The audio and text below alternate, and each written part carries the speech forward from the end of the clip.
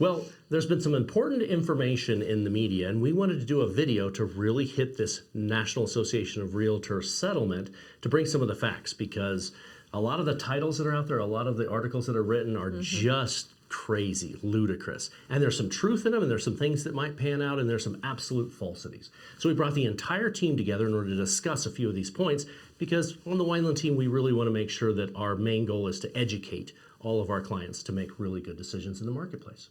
And this is probably a topic that we could talk about for hours. So while we'll have a shortened video here, always feel free to reach out to us if you want further clarification or just have other questions that we didn't answer.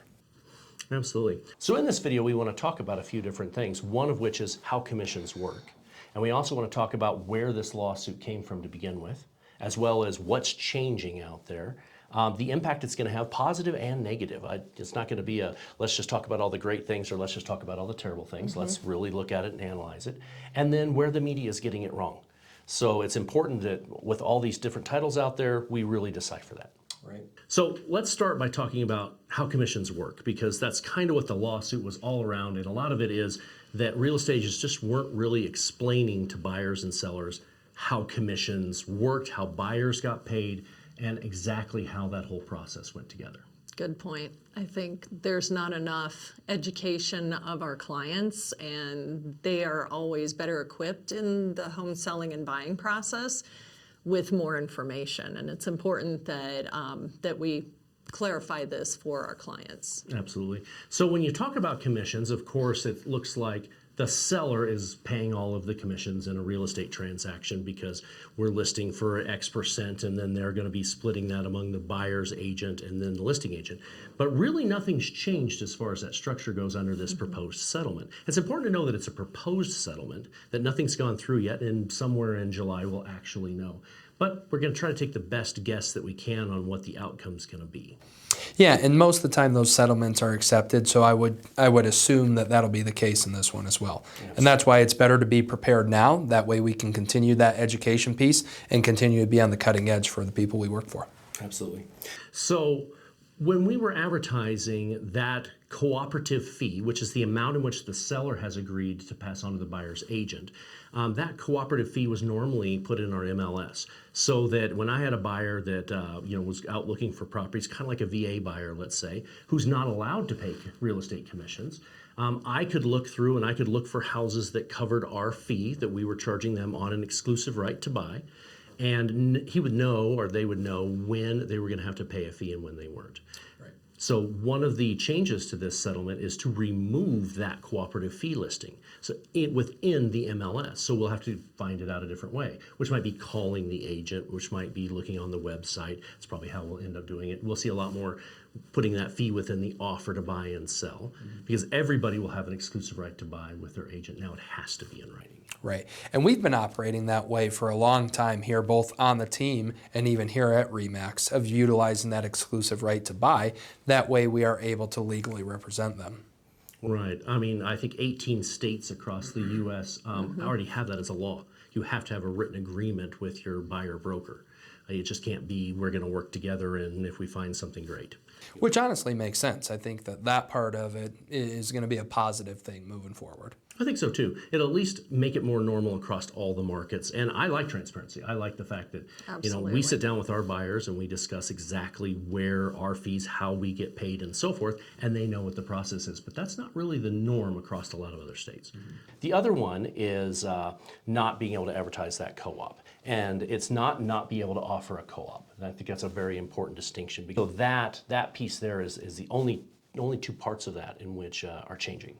There are a couple of terms that you all have thrown about, and I just want to make sure that our clients understand two of them. One of them is the MLS, and the MLS is our multiple listing service. You know, that is the service that as agents we subscribe to, that has all of the available, properties out there that are listed that we can show and that our clients might be interested in.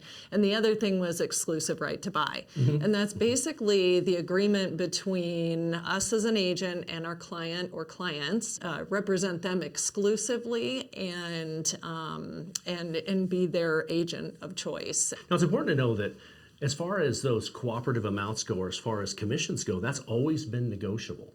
That has never had a set fee. I was looking at the Wall Street Journal article, and it was talking about the standard 6% that the National Association of Realtors came up with. That's never been a thing. They've always been negotiable. There's never been a standard amount. Seasoned agents that have been in the business a long time and bring a lot of value, they're going to command a higher amount than an agent that just doesn't have that type of value. So they've always charged different amounts, not just on the seller side, but on the buyer side as well.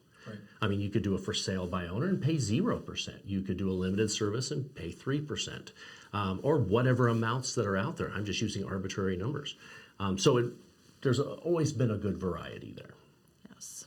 And it is surprising when trusted news sources are putting out these exaggerated headlines. I mean, I know I even told you on NPR listening to that, their whole storyline was you will no longer have to pay any money to sell your home. And that was a big statement that is not accurate. So we're here to clarify that a little bit more. Sure. I mean, anybody could represent themselves in court if they wanted to forego representation and somebody that actually knew what they were doing. It's the same with the real estate market, and that's never been any different. One thing that we definitely want to talk about is why would a seller even pay a cooperative fee? Why wouldn't they just pay our listing fee, and what was the purpose of bringing in offering buyer fee at all?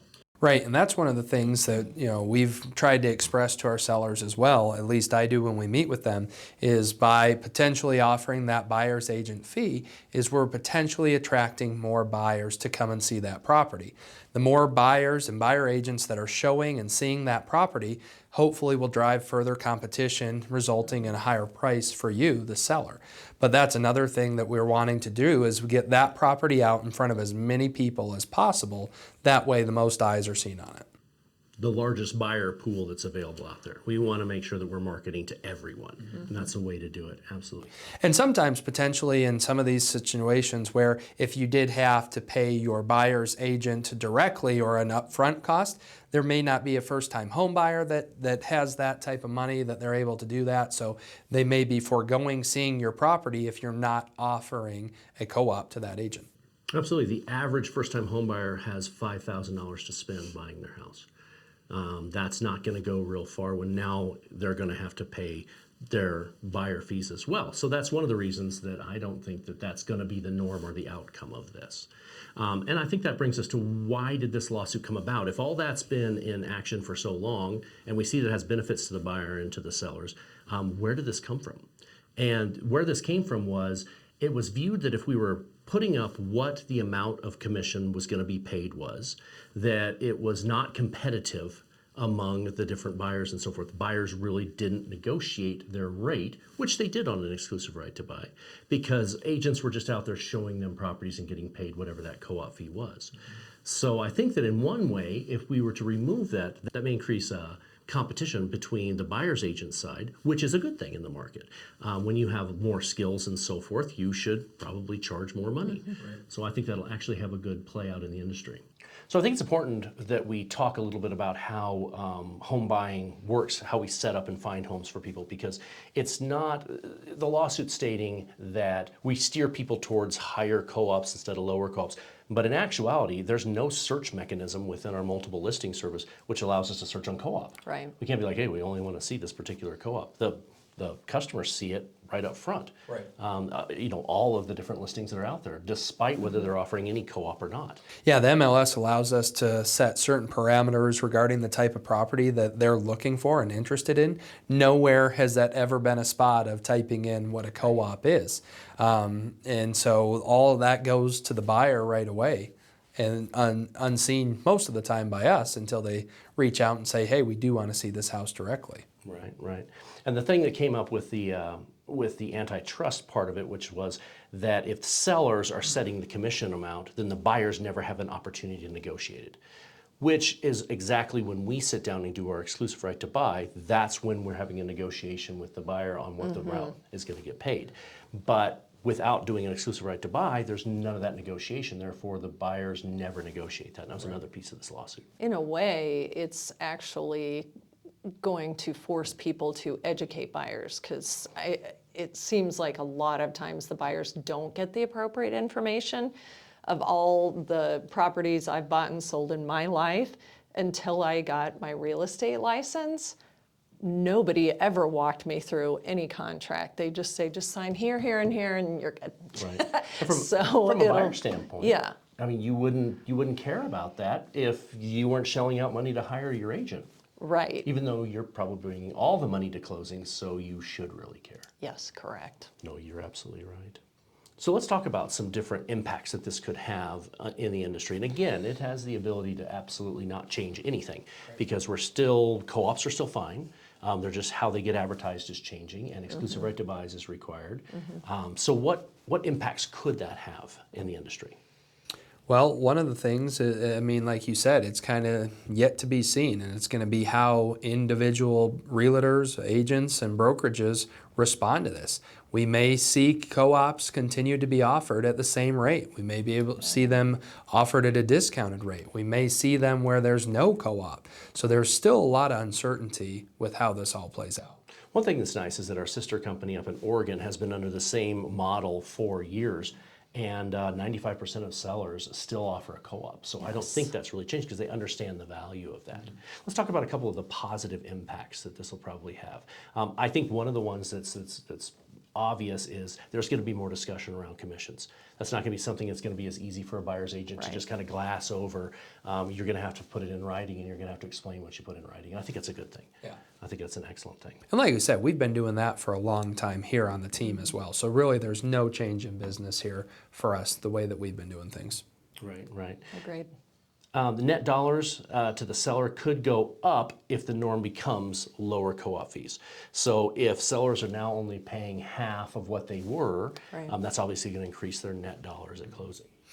And a negative piece of that too is if you're selling and you're not offering a co-op and that buyer then elects to go forward unrepresented, then there could be some significant challenges than not doing it with a professional agent. Sure, sure. Very good point. There are so many steps and processes and things that we take care of that are happening either behind the scenes or in front of the scenes, where there's so much we do that our clients never even see. And not until the end of a transaction that a buyer even realizes everything that we did to get to that closing table. One of the other positive things that could definitely come about this is if those co-ops get lower or go away, it could be a great marketing tool for sellers to attract a larger buyer pool. So that's another positive that could definitely come out of this if it goes that direction. Right.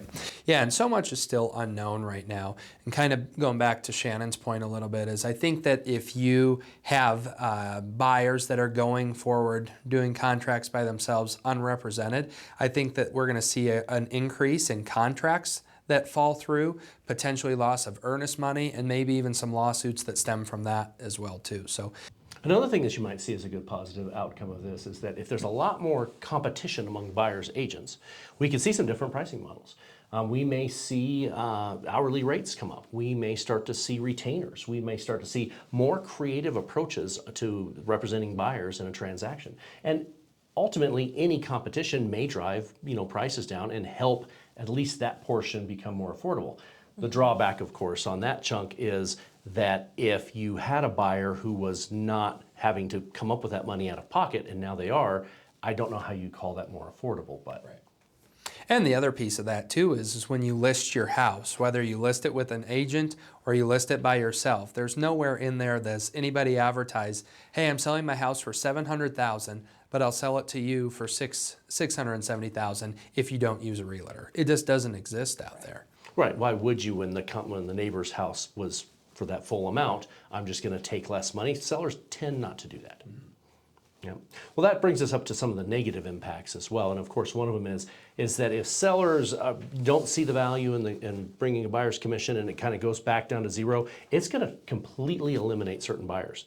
So there's going to be like VA buyers where they can't pay commissions, or FHA buyers or that type of thing, which don't have the money. First-time home buyers only have $5,000 in their pocket. Right. I mean, those buyers could get completely eliminated out of the market and be taken over by buyers that are cash or buyers that have just sold their house and have hundreds of thousands of dollars. Right. Much less competitive for those. Yeah, and I think that's one of the concerning things things that's really coming out of this the most is you have potentially some of our most vulnerable buyers who are in the marketplace that could be taken advantage of because of some of this, because they cannot afford representation if that's the way that this goes. Let's take a minute and talk about the media and what they're doing. The media insanity. The media often gets it wrong, and it's nice to know that the status quo is unchanged.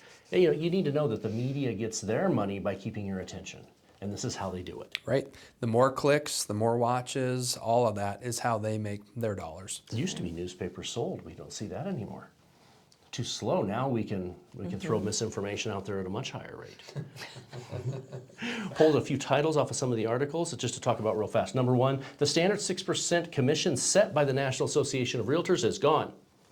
That never existed. That's always been negotiable. I have seen for sale by owners 0%. Right. I have seen commissions that have been listed and co-ops that have been listed as little as $1,000 and anything in between. Right.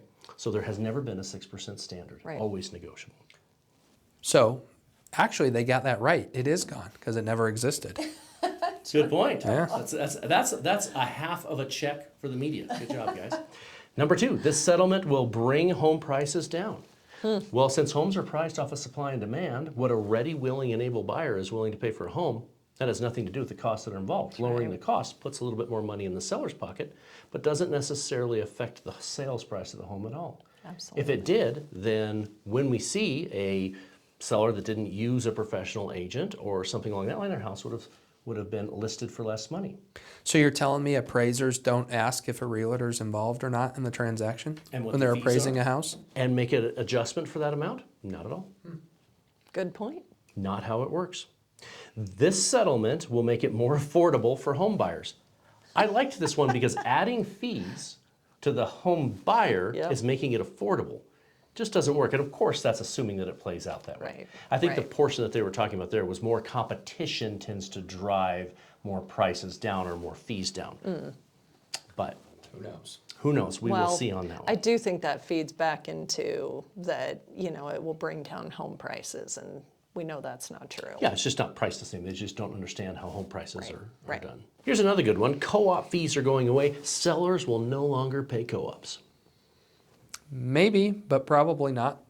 In Oregon, our sister company up there, they've been doing this exact same structure for a long time now, and 95% of sellers still offer co-op because they see the value in it. That's a pretty overwhelming percentage of that.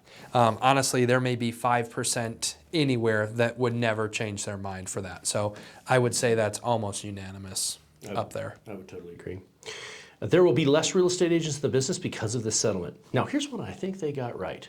Anytime that there's added competition and change in the industry, you see a lot of the people that are maybe less skilled than other agents that might have more education and experience and so forth that didn't drop out of the industry. And honestly, I always like those cycles because it kind of cleans up the industry, gets rid of people who don't want to do it right, and makes our job a lot easier out there working with better agents on the other side. Yeah, some of those are just people that are agents that maybe give some of the profession, all of us, a black eye because they don't have the knowledge, they don't have the skills, they don't advocate for their buyers or sellers when they should. So I agree with you. I think that will be potentially a positive piece that comes from this. And that's probably no different than any industry. There's going to be people in there that are unskilled and just don't do what they're supposed to do, and those are professionals. Well, we hope you found this interesting. We talked about how commissions work. We talked about where this lawsuit came from. We talked about the impact, both positive and negative. And we talked about where the media is going wrong with this and had a little fun with that. So if you have questions or comments and so forth, let us know, reach out, and we will be happy to answer them and help you out. And it's important to know that for the Weinland team, this is how we've done business all along. So nothing's really changed.